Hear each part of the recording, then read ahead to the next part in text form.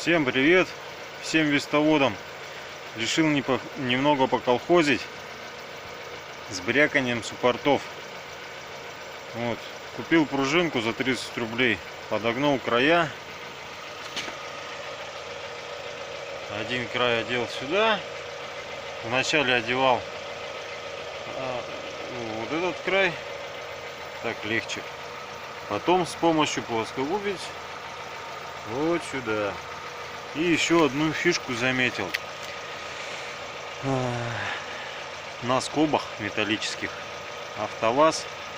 Вот здесь видно. Наверное, будет сейчас. Вот оно ушко. Здесь оно идет, и внутри. Они были не подогнутые. И оно бегало. А там разбег получается, ну где-то около 10 миллиметров-то точно. Потеряна связь со спутниками. Вот.